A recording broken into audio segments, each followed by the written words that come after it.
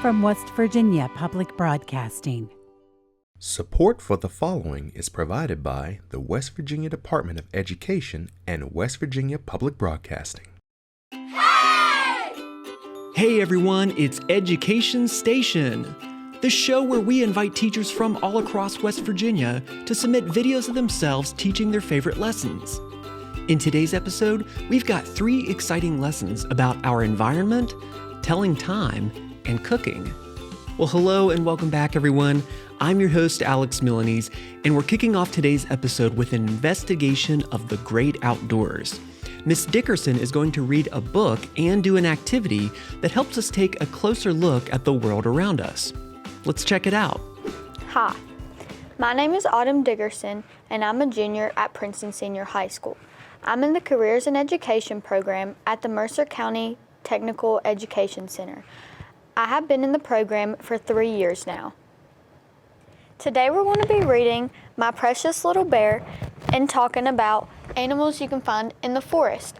What are some characteristics you can find in a forest? Let's think about it for a minute.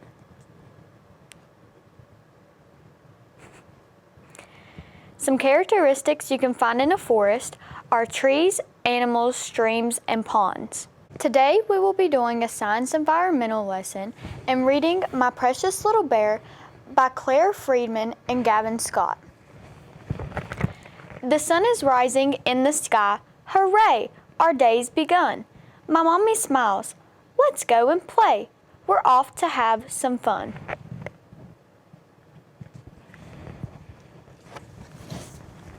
The long grass by the water's edge is great fun to explore. I spot some frogs and butterflies we've never seen before.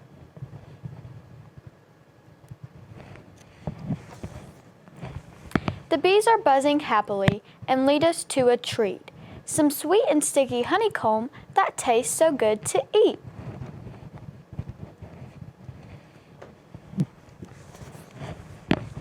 We walk among the shady trees and find a path to follow. It leads us to a furry friend who peeps out from a hollow.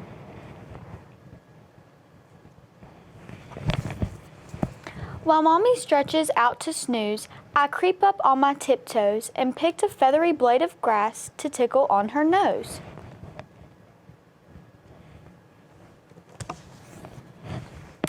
We race up to the riverbank and dive into the pool. I like it when we swim down deep, the water's icy cool.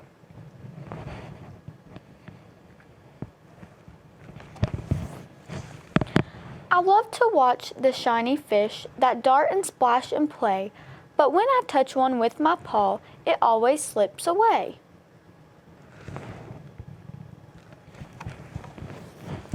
The evening sky fades purple-pink, the mountains glow with light. I wave goodbye to all my friends, it's time to say night-night.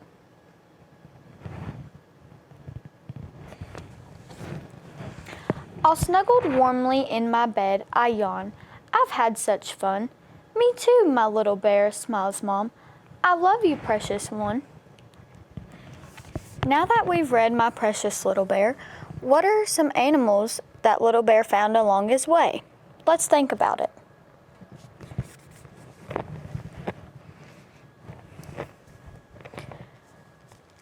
Little Bear came across a butterfly.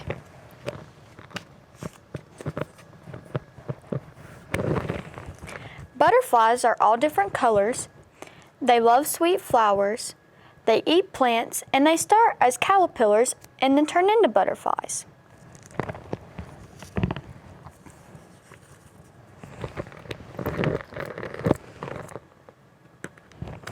Next is a bee.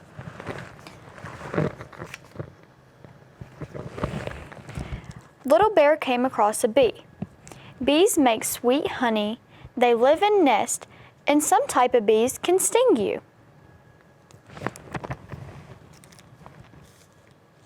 Next we have a frog.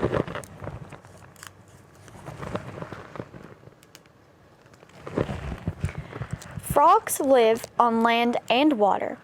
They are born into water, and whenever they are born, they're little tadpoles that turn into frogs.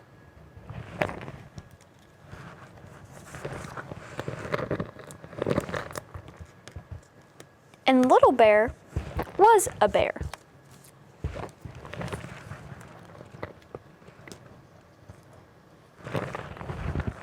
Bears, unlike most animals, can see colors just like humans. They have a choice to walk on either 2 or 4 legs, and they are only scared of tigers.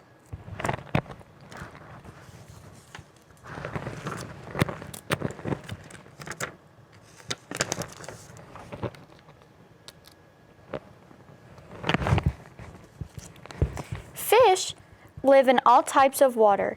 Even though they live in water, they can still talk to each other. And fish have very small brains.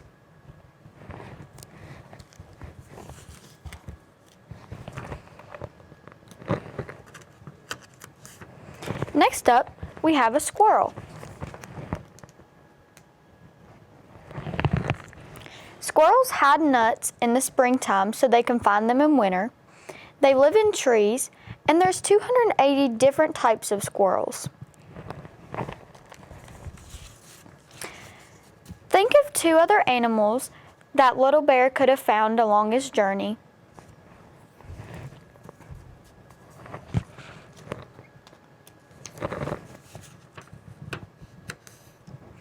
Along Little Bear's journey, he could have found a rabbit.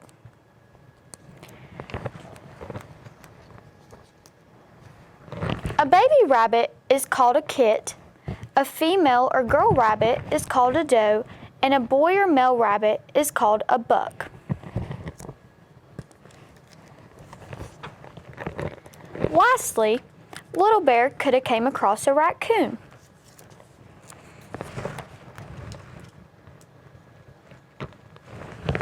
Raccoons like to eat trash. They mostly come out at night, and they are very good climbers. Now that we've learned about some of the forest animals, use your word wall and pick one animal to draw a picture of and use in a sentence. I chose butterfly. The butterfly flew in the sky. I hope you enjoyed the lesson, and next time you go out in the forest, make sure you look for all these animals and insects. Thanks, Miss Dickinson. Man, time really flies when you're having fun. And speaking of having fun and time, do you know how to tell time? Well, if you don't, or maybe you have a younger brother or sister in the house, it's really important to learn how to tell time from a young age. So next up, Miss Sinisi is going to give a fun lesson on how to tell time. Let's check it out. Today we're looking at how to tell time, learning how to tell time, either for someone who is teaching their child how to tell time, or someone who has a friend that needs to learn how to tell time that's, doesn't speak English, or something that we can learn how to tell time. So we have several steps. The first one we want to do in learning how to tell time, especially with children, is practice counting from 1 to 60. By the time they're in the first grade, they should be able to count from 1 to 60. So we could even write those on a piece of paper and regularly go through them and count with our children so that they are familiar with all of those numbers. Number 2, once we get the ones down, we want to practice counting by 5s. So have them write down their 5s to 60, 5, 10, 15, 20, 25, 30, so on, all the way to 60. And make sure that you point out to them that each number either ends in a 5 or a 0. So we have 5 and 10, right? 15, 20. So that they can understand that we're going up in increments and that the numbers are going to end with 5 or with 0. The third thing we want to teach them is the general concept of time. All right? We have different times during our day, the morning, noon, evening, nighttime, so that they become familiar with those words and they know when they are. We can make associations between these times in certain activities. You might ask them what happens in the morning. On weekdays, they may go to school in the morning, right? What happens at night? At night, they may take a shower, brush their teeth, and go to bed. So we have to associate those things with when they're doing them during the day. You could post a daily schedule so that your child has a visual that shows different things they do. So like I said, we get up in the morning, we go to school. At noon, we might eat lunch. At 4 o'clock, that might be a time that every evening children do their homework. At 6, they may eat dinner, and then at 8, brush their teeth and get ready for bed. And their bedtime should be the same every day so that they get used to those changes in time and the concepts of being on a schedule. It's important to have children on a schedule. So then we can get them familiar with an analog clock, right? The website I looked at, some of them recommend using paper plates, or you can use paper like this or something like that, just so that we can get familiar with the clock. We want to draw our circle, right? And then we want to ask our child to write these numbers on the clock. They should already be familiar with them: the 12, the 3, the 6, and the 9. So have your child place those numbers on the face of their clock, right? Then we can fill in the other numbers. But what I've done here is put the 12, the 3, the 6, and the 9 in black, and the other numbers in different colors. That may help your child associate those quarters of an hour and then those fifths of an hour, right? Or I'm sorry, those twelfths of an hour. So here's 12, and then I put the 1 and 2, the 4 and 5, the 7 and 8, and the 10 and 11 in between those numbers. So you can also get an analog clock and use that for reference, because they're all too familiar with digital clocks, and we want them to become familiar with how to tell time on an analog clock. Then what we want to do with our clock is to create pie slices. We can have our child draw a line from the 12 through the 6 and from the 9 through the 3 for each number. And then what they recommend to do is to color each coordinate, each section, each quarter a different color, and to use the colors of the rainbow. So if you remember, the rainbow's Roy G. Biv: red, orange, yellow, green, blue, indigo, and violet. We don't have to go that far. We have the red, orange, yellow, and green, but that helps them to associate those quadrants of our clock with those colors, right? And then that gives them kind of an intuitive progression through how to tell the time. Now that we've got our clock already made and colored, we want to make some hands for our clock, because they have to be familiar with what the hands do. We can attach them. I just got like a little clasp and put it through the hands, the ones that fold in the back. And we want to break down the hours. We want to differentiate that the one hand is for hours and the other hand is for minutes, so that they will know the difference. And they will know what they're looking at when they look at the hour and the minute hand, and they don't get them confused. We'll put that all together here at the end. We want to explain the hour hand. Point at each number, keeping the minute hand at 12 o'clock, right? Tell your child that each time the hour hand points at a number and the minute hand points at 12 o'clock, it is 4 o'clock, 5 o'clock, 6 o'clock, so that they know that that hour hand is at 12 and we're moving the minute hand around. Then we can break down the minutes. Explain that there's a double meaning of the numbers. That number 1 also means 5 minutes. So it's 1 o'clock, or it's 5 minutes after whatever hour, right? It's 2 o'clock, also 10 minutes after that hour. Explain that the minutes hand's role in keeping the hour hand still. Then we can point the minute hand at each number and say its associated minutes. And then have your child repeat that back to you, sort of like a drill.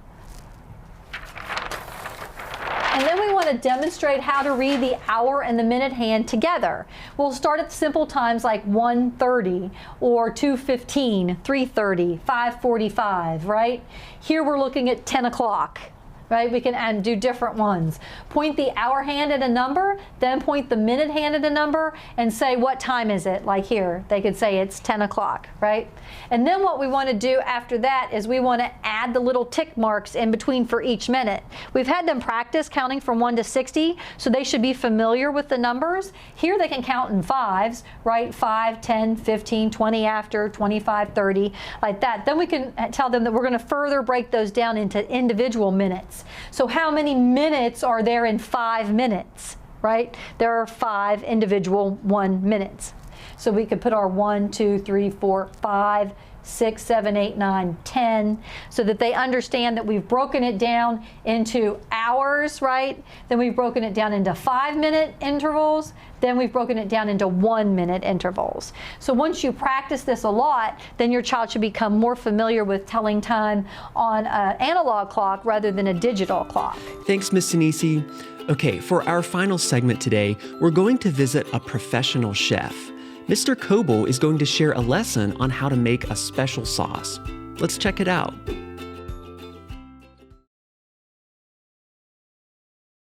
The third mother sauce that we're going to cover today is going to be a hollandaise. And hollandaise is an emulsification. And emulsification technically is 2 liquids that normally don't go together, such as oil and water. And by agitating them or mixing them together or introducing another ingredient, they actually become one smooth kind of liquid. So what we're going to do is we're going to make a hollandaise, which is a hot emulsified butter sauce. And we first start out by using a little bit of white wine vinegar. And we're going to put some peppercorns in it. And we are going to put that over, and we're going to reduce it until it becomes sec. Sec just is a French term, which means dry or almost dry. And then after that, we're going to show you the process of how to make a hollandaise. As you can see, we are actually reducing this down, and you can see it's starting to become kind of, it's basically reducing down, and it's going to eventually come to where there's no liquid in it. At that point, we're going to add some water to it, and that water is going to refresh it. You need to have some liquid to it. It's also important to have acid whenever you do your reduction. And the main reason why you want acid in the reduction is so you need acid to denature the egg yolk. So imagine your egg yolks kind of having the molecules that look kind of like this. And if you cook them without any acid, they're going to coagulate and potentially cook on you before you can incorporate the butter. So we're going to add an acid which will kind of basically straighten out those molecules and allow us to cook them, because we need to cook it before we add it so that we don't have raw egg. Okay, so this is actually reduced now to sec, again, almost dry. There's hardly any liquid in it at all. So we're going to add water to it because we want to kind of deglaze and get all that acid off. At this point, we're going to go ahead and strain this liquid. Just really fast, I'm going to strain it. All right. And then we're going to incorporate it into the egg yolks.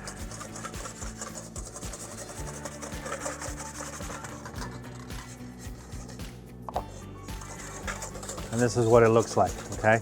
Now you want that air in there. And I'm gonna let you know that this is how I teach my students to make a hollandaise. It's a 1 egg yolk, 1 pound of butter hollandaise. Some chefs swear by the 3 egg yolks. This is 1 egg yolk. And I'm gonna show you that 1 egg yolk, if treated properly, can actually handle 1 pound of butter.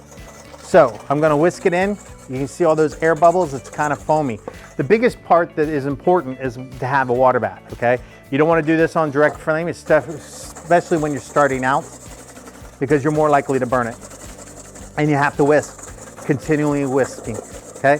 I like to turn my bowl a little bit, and the reason why I do that is because if you spread it out, sometimes you're more likely to coagulate or scramble your egg yolks on the side, and you can see how they're starting to get in volume, starting to become more in volume. All right, if you feel that you're cooking it too fast, just pour it off of the heat or the water bath. This is a double boiler, and you can see that I'm going to go in here, and you can see that it has those nice bubbles going in there, and this eventually will start to thicken up. And again, this is how I show my students. A lot of chefs use straight clarified butter, which is classical. That's how it's done. That's how I was taught. And they use 3 egg yolks. And again, that's how I was taught. It is the hardest of all the mother sauces because you can easily scramble your egg, especially if you don't have enough liquid in it, and especially if you don't denature the egg yolks. There is a emulsifying agent in egg yolk called lecithin, and that is what helps us emulsify the egg. At this point, you can see hopefully you can see on the camera that it's starting to thicken up, okay? It should be, when this is done right, you should be able to lift your whisk up, and it should come off as a ribbon. And we're almost there. I can tell that we're almost there.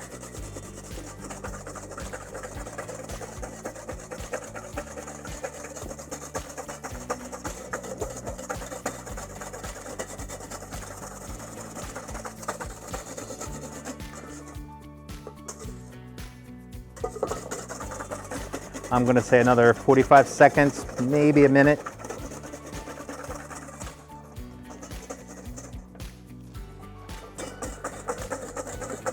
And I've turned off my heat. And you can see how that is now thickened up. And if I do this correctly, see how it comes out as a ribbon when you pick it up. Okay, and that's what you're looking for. If you don't cook it long enough, it will eventually break on you. So it is important that you cook the egg yolks. And remember this, that whatever temperature you emulsify, whatever temperature your butter is at, that's important that you keep it at that temperature. So if you emulsify it and it's really hot, then you need to keep it really hot during service. If you emulsify it and it's a little cooler, you're gonna need to keep it at that temperature. Because it has butter, it's a butter sauce and it's emulsified. If you go in, if you add the butter to it and it gets too cold, that butter will solidify and it won't be a sauce anymore, it'll be more of a paste. Okay, yeah, I'm definitely there. Okay, so now what I'm gonna do is I'm gonna go ahead and go to the next step. And the next step is fairly simple. I'm gonna change this up just a little bit. And we're making sure our butter's gone in here. This is off. Everything's off. I just want to make sure everything's off. There we go. And you can see this is not boiling anymore. So what I'm going to do is I'm going to go ahead and I'm just going to cover it with a rag. Nothing's on, so it shouldn't burn. You could take this totally off of the stove if you wanted to. So what I'm going to do is I'm going to go ahead and bring my butter back here. I'm going to have my egg yolk. Yep. And set that right on top. This helps us keep the sauce a little bit warm. I like to do it. Now this water, if you've noticed, I don't have it, it's not boiling, it's not even on. If it's still boiling, you're gonna keep continuing to cook your egg yolks. So it's important that you slowly add the oil to it. And it's important that you don't keep cooking your egg yolks because you will burn it. I am right-handed, so I'm gonna have to switch it up here. And add the melted butter. Again, I use melted butter. Traditionally, it is clarified butter.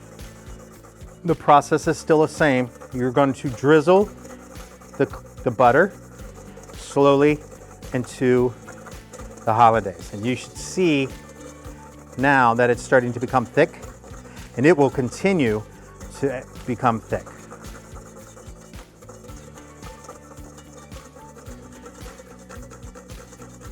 The key is that you want to make sure that if you have an excess, if you add a little too much clarified butter or fat to your hollandaise, that you whisk all that in. If you don't, and you keep adding, what's gonna happen is it's gonna be too much for the egg mixture to absorb, and you're more likely to break it. So we're gonna keep on going.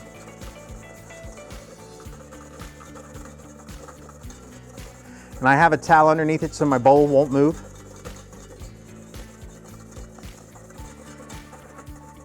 You want to be fairly quick because if you whisk this too much, you're going to cool down your hollandaise and it will separate on you.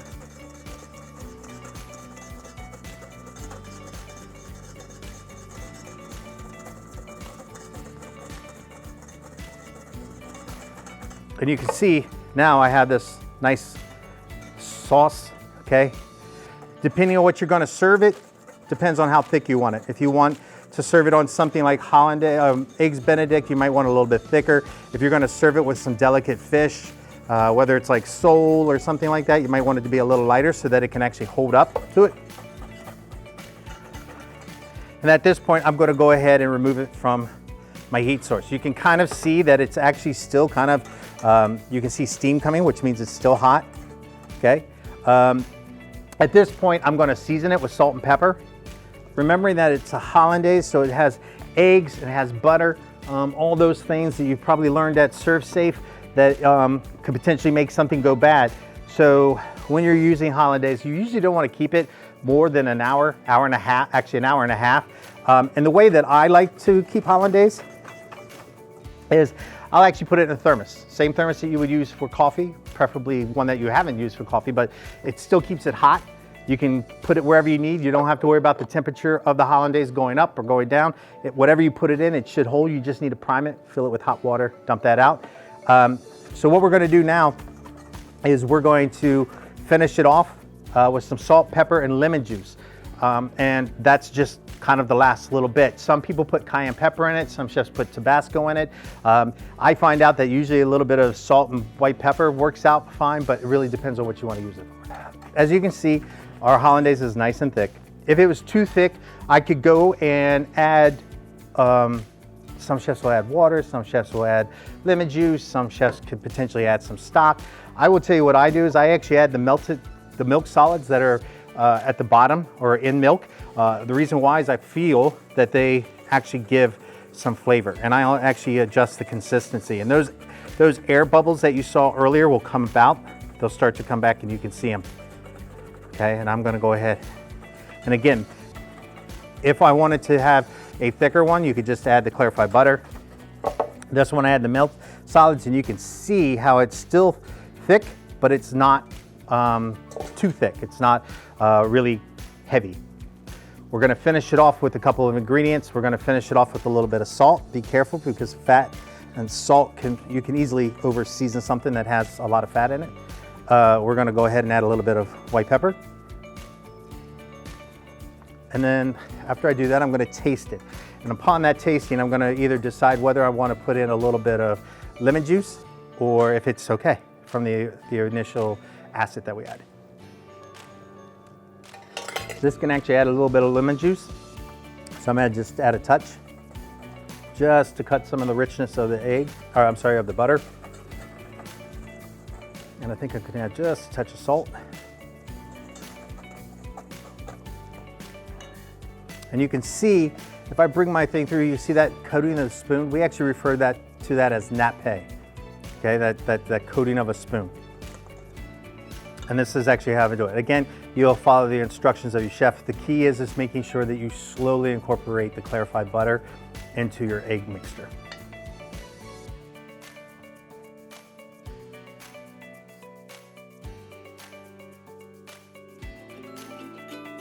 Thanks, Mr. Coble. All right, well, that wraps up everything for us here today on Education Station. We want to thank everyone who shared their awesome lessons, and we want to thank you for watching. We'll see you next time right here on Education Station.